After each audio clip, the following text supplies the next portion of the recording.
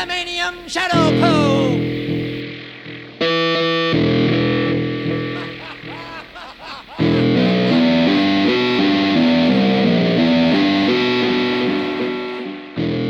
Hello, welcome to the Bronze Age Monsters Shadow Show. This is a show that we make for all of our patrons where we discuss comics, movies, stuff we're doing. We are running the show concurrent with our Season 7 Atlas Seaboard era. Matt has come up with a bunch of different little supplemental things that we can go through that we really like, that we think fit with the season. Today we're going to be going through House of Mystery 311. It is I, Vampire at Woodstock. It is a it is a great story. Do you have I have history with Woodstock. I don't know if you have history with Woodstock. I don't remember when this was, but at some point, like in the mid to late 80s, MTV got the rights to show it. Mm-hmm. It might have been 89. They might have been like a 30th anniversary thing or 20th anniversary thing. But it was like, they showed it all the time. So I watched it whenever that was. I watched it a lot, but I didn't really have much exposure to it prior to that, except reading about it. So no.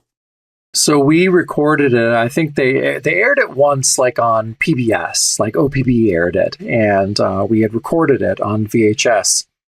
And, it became, I watched it around like 5 or 6. I watched it endlessly. Really? Yeah. And so I don't know. I have such and my dad and mom, they were really big hippies. And my dad loved all the music and he loved that I loved it so much. And so him and I, we just sit down and watch Woodstock for the 20th time. And, that's awesome. It is pretty awesome. I have great memories of that. But yeah, so a lot of and again, I think back, and I've talked about this on the show, where I think back and I've listening to Sgt. Pepper and it's for kids. And then I'd watch Woodstock and I'd be like, well, there's a bunch of kids running around naked. There's like Sly Stone. He looks like he should be on Sesame Street. Totally. Electric Company.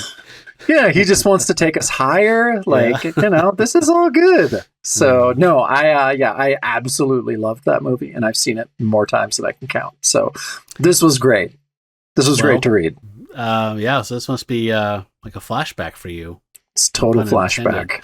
Yeah, I think outside of MTV showing it on the 20th anniversary, whenever that was, that summer, they just showed it constantly, and it's like Doors videos, just different stuff like that summer. I remember that vividly, and growing up on Omega Man. Those are my two real exposures to it. Yeah. If you folks haven't seen Omega Man, that's the Richard Matheson book, I Am Legend, made into a film the second time, starring Charlton Heston in the 70s. And one of the things he does as the last man on Earth is goes to a theater that was showing Woodstock and just screens it constantly. Yeah. Because there's nothing else to watch, because, it was back then. Wouldn't that suck, not knowing how to thread a platter and put a film on a platter and watch a movie? You have all these archives by yourself and be like, I'm just watching Fast and Furious 7. That's all that's on there. I guess that's what's on. I guess go and find a book. There's got to be a book on how to load film. That's true. You're right. And stuff. Right. So I don't know. That's what the There's library's a manual for. in the projection booth. God damn it. Yeah. Jeez. Yeah. Well, but anyhow, let's talk about a vampire at Woodstock, because that's fun and cool. So why you suggested we do this, and I think you did this because you're like, it opens up with the vampire watching himself on screen. And he can't be captured on film. So he's watching this woman hugging nothing. And it's fucking awesome. So, yes. So I grabbed this collection. This came out. So they did in the New 52, which is around 2011 when DC kind of soft rebooted or hard rebooted everything. They did an I, Vampire reboot. And so they collected all these stories from the House of Mystery and put them out. And so I got it from the library. I read it around 10 years ago, 12 years ago. Don't remember a thing about it. Nothing. Yep. So I got this. This is out of print. And so I found it for basically cover price at one point and recently and got it. and was kind of stoked and opened it up, and like that was the first thing I saw was that scene he just talked about, and that's when I told you about it on the next bonus show, and we decided to talk about it. So I hadn't read it before, but yes, I would think this would be more. The premise here is Andrew Bennett is a vampire. He's been around a long time. The love of his life was turned into a vampire, but she became evil. Her name was like Mary of the Blood or something like that. And so he's basically just trying to hunt down the love of his life who has become evil and kill her and stop her from taking over the world with vampirism. That's the premise of this. And it was created by J.M. DeMatteis, and Sutton was the original artist that was like saddled with him. So it's got a good pedigree, but they wrote the first several installments, and then Bruce Jones came in and started writing. Sutton was always hanging around, and then the team that we're going to meet tonight took it over about halfway through. And it started in House of Mystery 290 as again, that was an anthology book, so it wasn't full-length stories, and was around till 319 intermittently, almost every issue during that time. And it ends in Brave and the Bold 195 with writing by Mike Barr and art by Jim Aparo. So I'm excited for that one. But a lot of Tom Sutton and a lot of Mike Kaluta covers, which I'm really a big fan of. But I don't remember, like, this doesn't stick out. Like, I've read it before, and I just bought it because it was Bronze Age, and I thought we might get to it, or I'm just trying to get my Bronze Age collection up, but whatever. Yeah. So our writers today are Dan Mishkin and Gary Cohn, and they're a duo. They're a pair. They write together. Their big thing, they created Blue Devil and Amethyst, Princess of Gemworld. Oh, I didn't know about Blue Devil. Yeah, and so they work together mostly. So they did this. I think they do a few issues of iVampire, if I'm correct, and then. Our artist is, sorry, I don't have it pulled Paris up. Cullins. My notes pulled up. Yeah, Paris Cullins. And he has another penciler working with him. Someone named Gonzales. Oh, yeah, I didn't check on that. And there's Sutton a lot inks of, it. Yeah, Sutton inks, but I don't know, there's a lot of hands in this pie, which is always weirdly suspect to me. Yeah, I find it I know it shouldn't be. Yeah. And Paris Cullins worked with those guys on Blue Devil as well. Yep. Which is probably what he's best known for. Yes. Cullins. I knew him from the Blue Beetle, post-crisis Blue Beetle, that which I absolutely adore. I had a bound I read all the time, but I forgot he's mostly probably known for Blue Devil. Yeah. So I don't know, you just want to, we just thought it'd be kind of fun to fly through this a little bit and just kind of bust our Shadow Show Season 7 cherry with something kind of goofy. This is goofy, that is for sure. So, you're right. It has a great Kaluta cover. And, I love it, of him just carrying her. It's a dancer, or I can't remember like what Deborah her name Dancer, is. I think, or something Deborah like that. Dancer, yeah. So he's carrying through Woodstock. And I don't know, just the whole concept of this is just amazing. So opening page is basically what you saw and what you sold me on this is that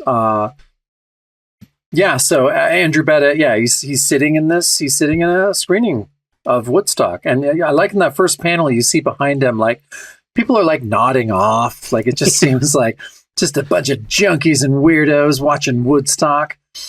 But he sees, and then he sees what would be himself if he could be caught on film. But he hears these people in front of him say, like, "Oh, wow, Margot, look at that chick. She was so spaced out. She thought there was someone standing there with her when she was all alone." That says down there, but young Deborah Dancer had not been alone that day, and the unseen chest she wept against was mine. I forgot that Woody.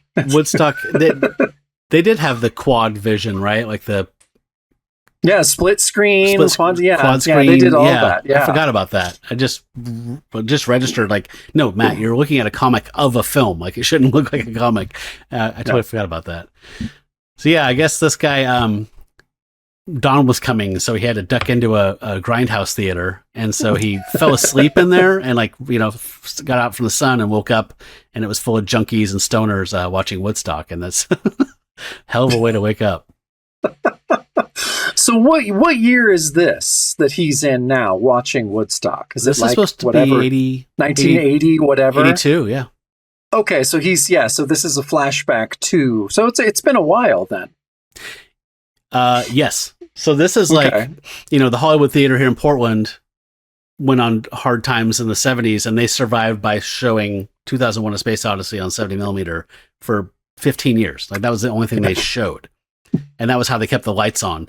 I think this is the equivalent of that, right? Where it's like, you just were tripping balls. Like, you didn't know what to do. So you just went to 2001 and just sat there and drooled, fell asleep. Lost your mind. Yeah, lost your mind. Or if you were coming down, you fell asleep. So I imagine it's kind of got that vibe of just kind of like, it's a little scuzzy. Definitely a long run of this movie, if it hasn't been. Yeah. I don't see Charlton Heston in there, but he'll be there eventually. Yeah. Give him time. Give him time. So yeah, we get this nice picture, this profile of him on the next page, where he's remembering, and we go back into his mind, and we see Woodstock, and he says he traveled there on the trail of Evil Mary and her Blood Red Moon operatives. So that's this whole thing. And he has a guy named Mishkin, Dmitry Mishkin, who is like his human assistant who helps him kill vampires. And Jacob, no shade to DeMatteis, who created this character or anything, but I don't understand this. It's always in comics, vampires who want to spread vampirism to take over the world. It's completely antithetical to, like, it doesn't make any sense. Like, that's like when there's a rich guy on TV in the middle of the night, and he's like, I want to show you how I made my millions and make you a millionaire. Like, that's not, they don't do that. Nobody wants to give out the way to make the money. Right? I guess so.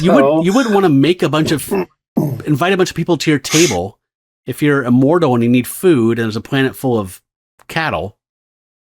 I guess. Well, the vampires and What We Do in the Shadows, that was their original, which they didn't do, but they were supposed to take over the new world.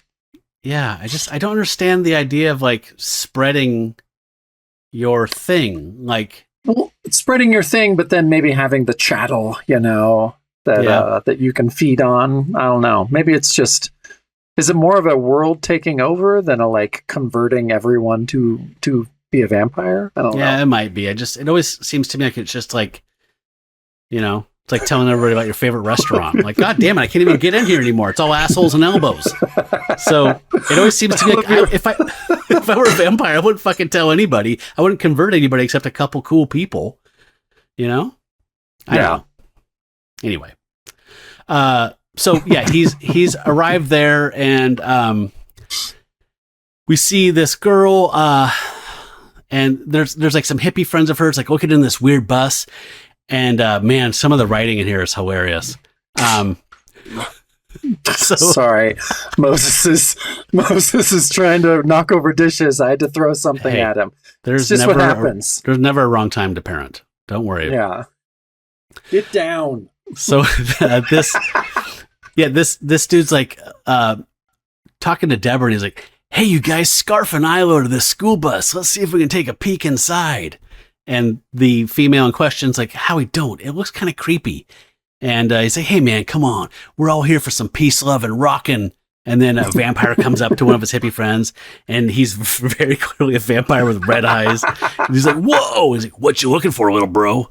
"Nothing, man. I was just looking." Yes. I have to get something from him. Get him. Jesus. He doesn't. Looking tired of this cat. He doesn't speak English, but he knows what you're saying. Oh my God, I don't care.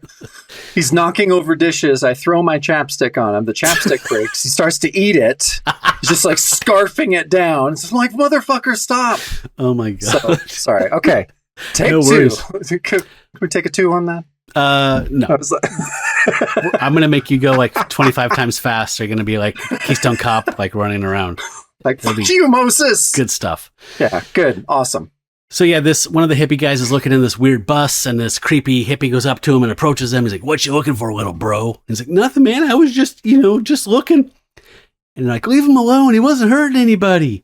Yeah, sorry, didn't mean to lay any bad vibes on you. Say we're planning a party later. You kids want to come. So clearly bad, like Charles Manson vibes off of this dude. Yep. Freaking hilarious, man. We're here for peace, love, and rock and... Oh! Jeez. What you doing, little bro? Oh, man. Yeah. So, yeah, next page. I mean, it just keeps going on. So typical, stereotypical hippie. I love the gal with the black, she's wearing the headband and has like a flower on her. Oh my God. Yeah, it's ridiculous. So yeah, down there it says Deborah, who says, Adam, let's split. There's something strange about these people. You're just jealous is all. And then, so this is Deborah Dancer. And is this the first time she shows up in this comic, right? I think so, but man, there's a reference at the end that's confusing. Oh, to where it's just like, but I haven't met her yet. Like, yeah. So she really tells them later, like, I've met you when I was a kid, but you haven't traveled back in time yet and met me. Oh boy. Yeah. So anyhow, yeah, she heads off, and then a vampire shows up to her, says, what's the hang up, little flower? Says, I just want to be left alone, all right? And then, he attacks, and Bennett comes away. Says, away, you filthy bloodsucker. Says, Bennett, Queen Mary said we'd be seeing you, and she promised a reward to the one who brings her your bones to pick her teeth with. So this is just this thing that just keeps going, I'm assuming, in iVampire. I love that he's wearing a Sgt. Pepper outfit. Right. Oh man, there's so many bad interjections of lyrics and different things all throughout this. A lot of references. It is something.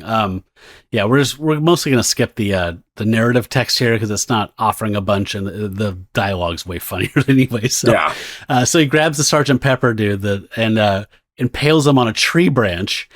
And then Deborah runs to get her friend Carol, and she realizes something crazy is going on here. We got to get out of here. And she's like all enthralled by these vampire people. And then she runs into this bus thing. And there's Queen Mary feeding on a hippie. And she's like, Adam. And sure enough, it's Adam, her friend. And then the bottom here, this panel was kind of hard to read, but she, with this revelation, freaks out, runs off the bus. And then a vampire turns into a wolf and starts to chase her, and Andrew Bennett standing between her and the wolf, and then he stakes the wolf, and then the wolf lands on the ground. Like the flow was really weird, or is that just me? No, like it's he stakes it, and then when it's all goofy looking, is that after it's dying? No, this is just bad storytelling. Okay, it's a really confusing panel that is poorly done. Okay. Yeah, I think he stakes it, and then you're supposed to go back down to the left while it collapses with its tongue out, like Wile E. Coyote or something. But that's what you're supposed to do. It's not good. No, it's not good. But yeah, then but Andrew has saved her.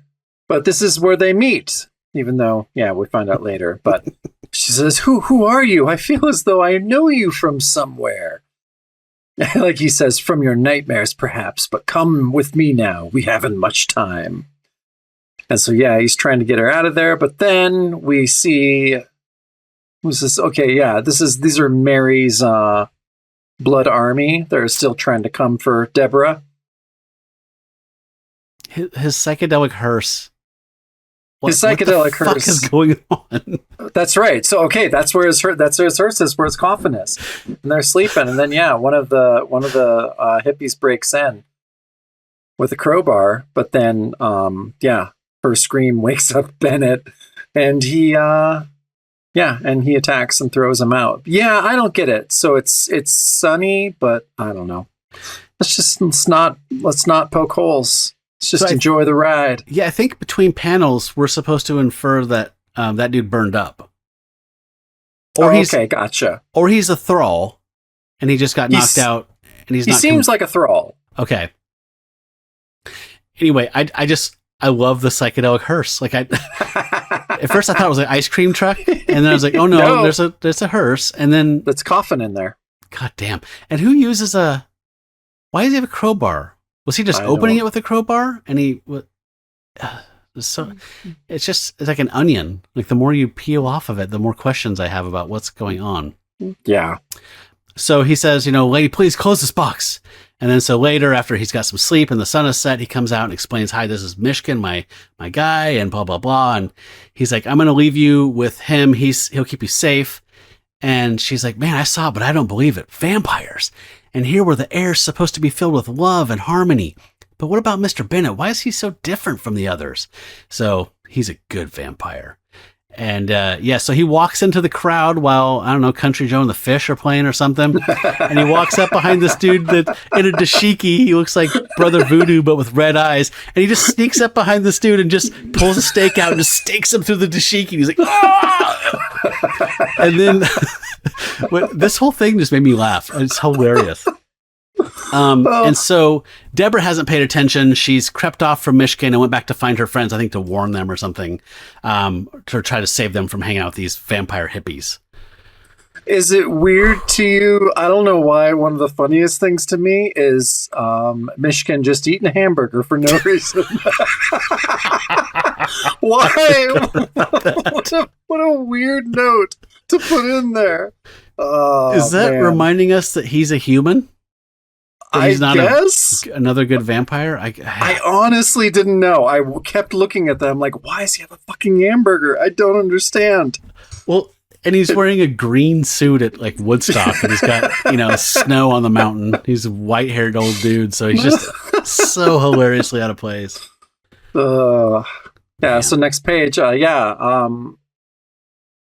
gets pulled into the bushes by that first scary vampire, who says, keep cool, chickie. If you start shouting, they're gonna hear ya. Says, believe me, you're gonna prefer what I got planned to getting turned into a vampire. All they want to do with a hot-blooded girl like you is drain you.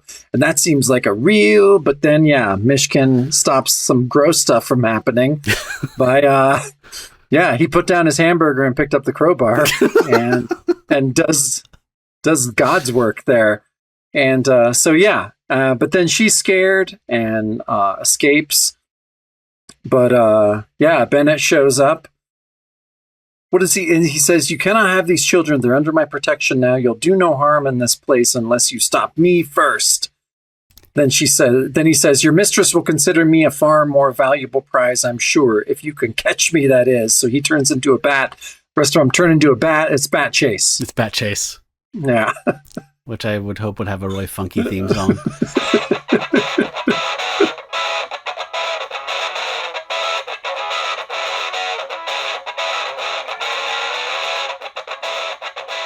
So, Deborah apparently ran off to the first aid tent. And so she's being treated in there, and it says peace, not war. But this nurse is like, brushing her hair. It's like, the kid's on a real bummer. All that stuff about blood and death. Yeah, she must have dropped some of that bad. No, she wakes up. Keep him away. Don't let them get me. And the nurse lady's like, no. Hey, it's okay. It's okay. You're coming down now. It never happened. Nothing bad's going to happen here. This is Woodstock. Look around you, honey. Feel what's out there. It's love. It's the spirit of love that's 500,000 strong. And Debbie falls back asleep. She's like, that's right. Sleep now, and it'll be okay. And then from outside, you can hear Joe Cocker singing I Get By With a Little Help from My Friends. Oh my God. So, she's left alone. So like the two hippie nurses or whatever were like, yeah, you're cool, man. You're coming off that crazy brown acid. That brown acid. We're going to leave now. Bye. Bye. And so, they assume she's fine. They want to go listen to Joe Cocker. And so she wakes up and you see her just like rocking, like holding her knees, like, can't sleep. Clown will eat me. She's like, wait, if I imagined it, what about Dave and Howie and Carol and Adam? And then she hears from off panel, here we are, Debbie. Here we are, Debbie. And the candle from that Man-Thing story is there for some reason. Yep. And everything's coming together. We are stardust, Matt. We are golden. We are. Next page. Yep. All of her friends, they've all been turned. Says, you guys, I was so worried. I thought something had happened to you. I thought that you were dead. Like, we are dead, Debbie. It says, and as Deborah's joy at her reunion turned icy dread, and then we see the The bad guys finding Bennett. This Bennett's wrecked the whole scene. We were supposed to get maybe a couple of dozen new kids here. Instead, we got 4 and lost that many. Experienced vampires in the process. Queen Mary really figured him wrong. She didn't prepare us. I love he comes out with a bottle. He's like, prepare yourselves then. So, yeah, I don't know. I am loving all of this so far. Though hilarious. I gotta say, I keep waiting for different parts of the altered states of Drugachusetts to come around. It's like, just need some orange slices. It's gonna be LSD fun. trails. Having a real hard time here, man. They'll know. They'll know. Why is the peace sign on the blonde dude a Mercedes-Benz logo? That is a very good question. And it's not even consistently wrong. Like there's other places where the peace sign's right. So it's so weird. And it's not like that was some obscure, even the hippie vampire with the weird Manson-y dude has a Mercedes-Benz logo on his vest. I don't get it. So yeah, Bennett comes out and he's holding a bottle and like, you shouldn't have announced yourself, man. Not when the odds are 2-2. And they charge him and then he breaks the bottle over their head and it is holy water. And his skin starts burning and he's like, ah, as Mishkin comes up from behind and stakes him. So he's a done deal. There was another vampire there that was a blonde girl. And this is kind of a cool, weird moment in this whole thing. Like the Evil Ed, like sad, tragic, gross, weird moment. Like she's like, no, don't I? And Mishkin and Bennett are approaching her and she's like, I never wanted to become like this. And she starts crying blood. She's like, please end it quickly. And then he says, we obeyed the pathetic creature's last request.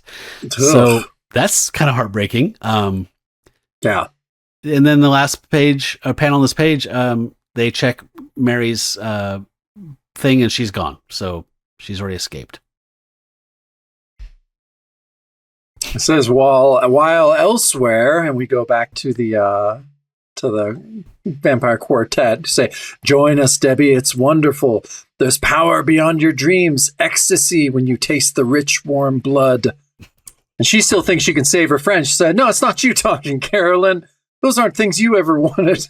Don't you remember what you came to Woodstock for? Any of you? Look at these people. Feel what's in the air.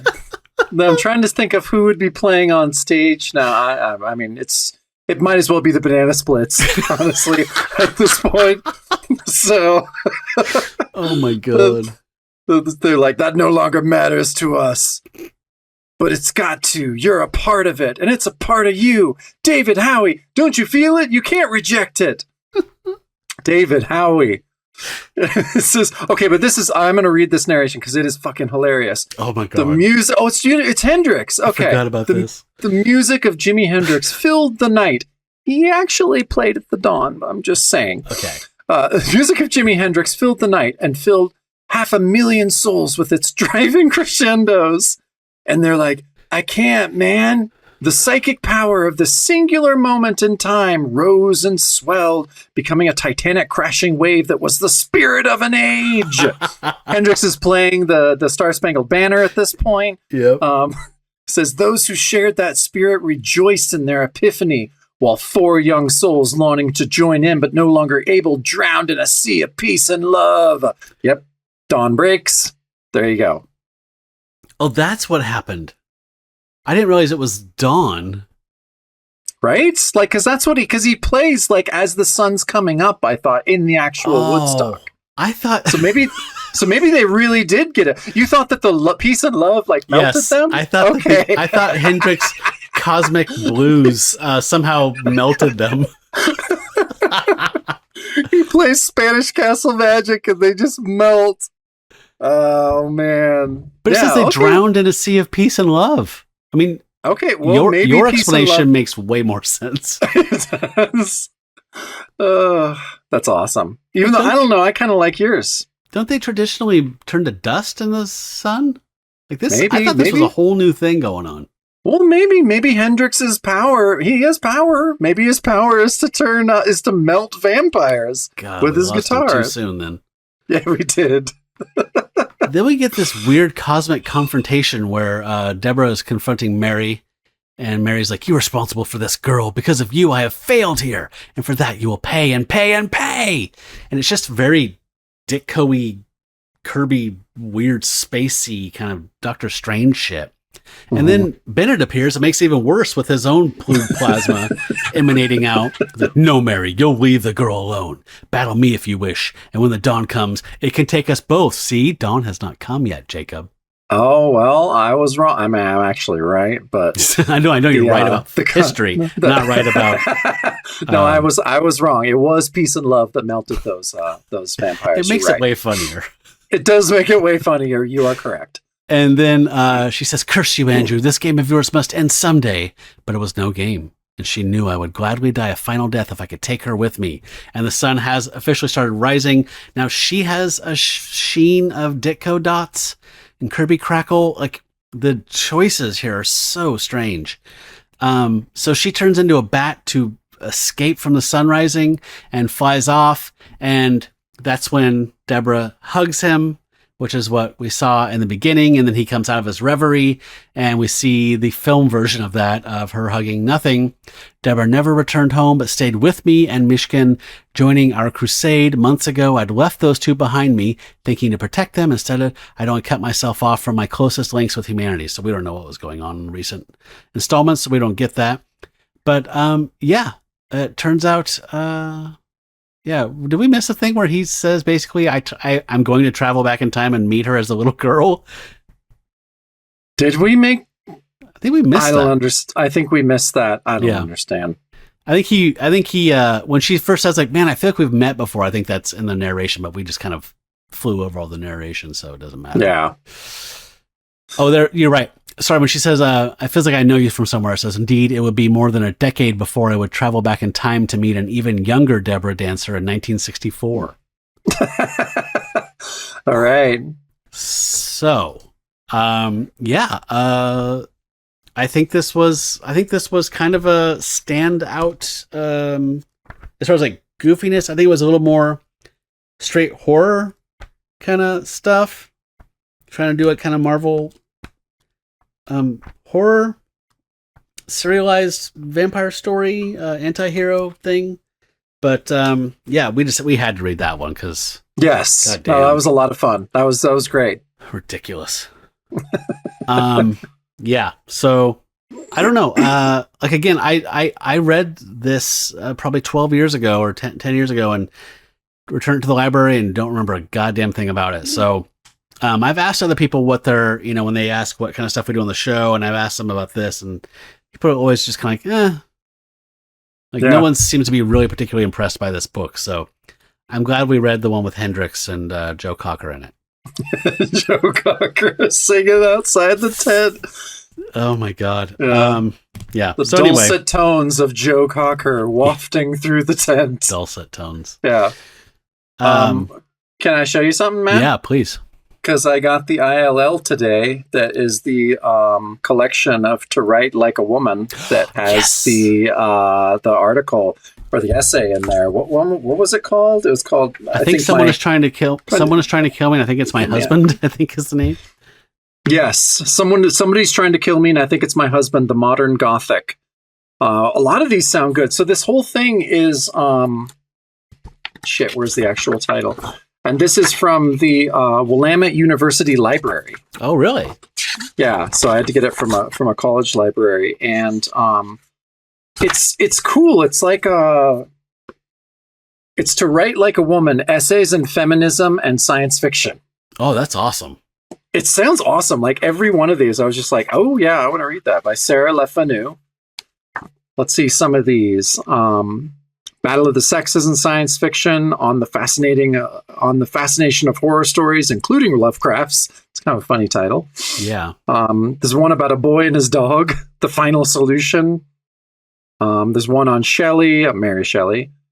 To Write Like a Woman: Transformations of Identity in the Work of Willa Cather. Yeah, just lots of, it seems like old school kind of like gothic-y stuff.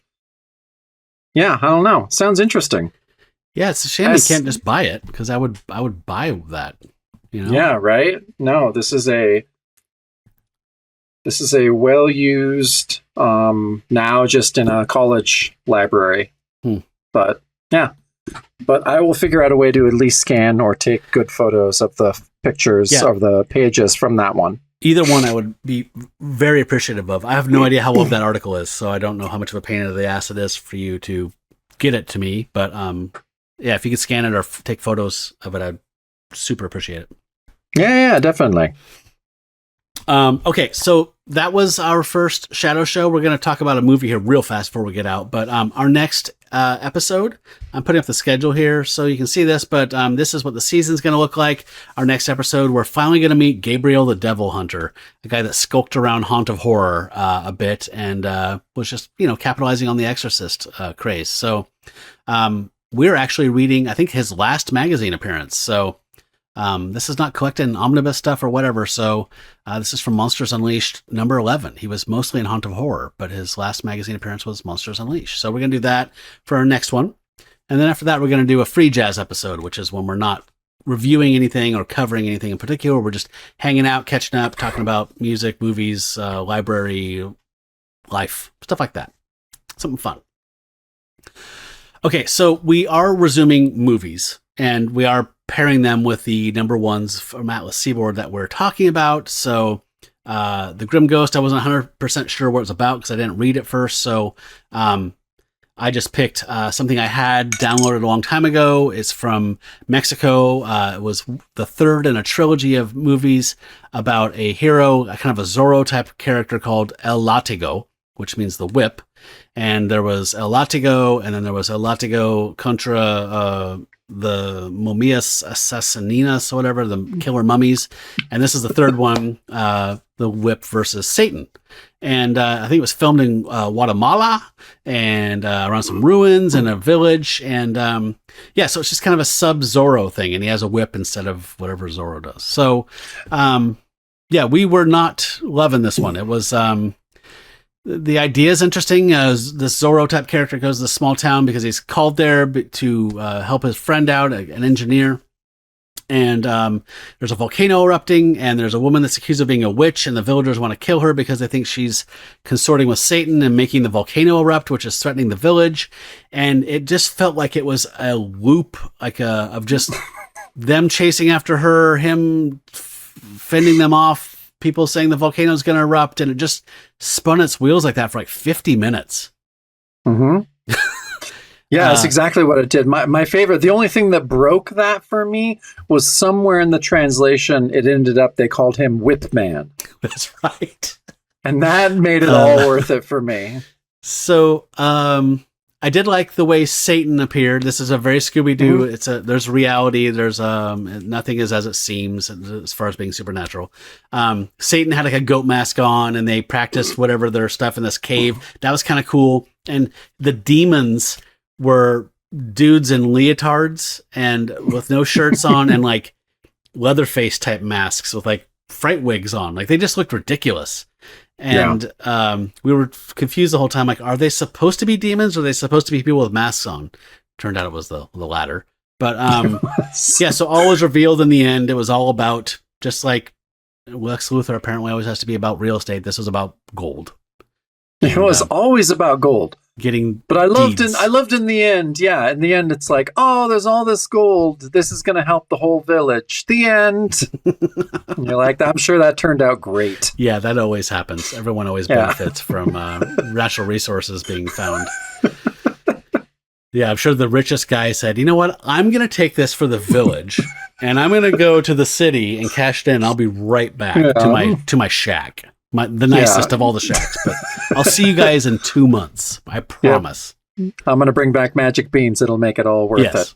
And I'm going to the store for cigarettes and milk also. Yeah. But I'm definitely coming back.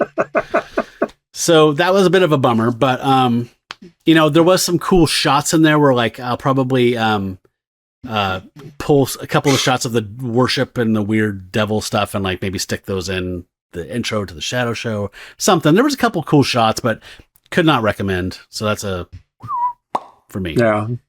Big thumbs down from me. Yeah. Claw down. We use claws. Claw down here. For me. Yeah. Yeah. So what's our next one going to be? We're watching Sorceress, which is I believe, a Roger Corman produced film, but it was, I guess, shadow directed or whatever, ghost directed by Jack Hill, who did like Coffee, a bunch of Pam Grier movies, and he directed Spider Baby, which was this really weird mid '60s movie with Sid Haig in it. That's just bizarre. So he's a cool dude. I always find his stuff interesting. So the fact that he did this, and like I watched the trailer, and there's some cool practical effects in there, and early '80s fantasy effects are always charming to me. So we're gonna watch Sorceress for our next one. Hopefully have better luck. That sounds good. No, I'm excited. Once you told me about that, that's going to be a good watch. I think it has like a 13% or 18% on Rotten Tomatoes, but fuck those guys. They don't know. They never know. That's what I say. Yeah. So, yeah. Join us next 2 weeks for Gabriel the Devil Hunter and Sorceress. Sounds good. So, yeah. So that was pretty good. First bonus show. So I'll take it out. Wish I had Sweepy here with me. Sweepy showed up. Did you see Sweepy show up in the watch along? Oh, yeah. I just kind of like pulled her up. Yeah. Because she knew the Dark Lord was near. So she had to sneak attack Sweepy. Yep. So in her honor, I have to say, Hail Satan. Hail Satan. We know what that is. Bonus show? That's the bonus show. Goddamn right.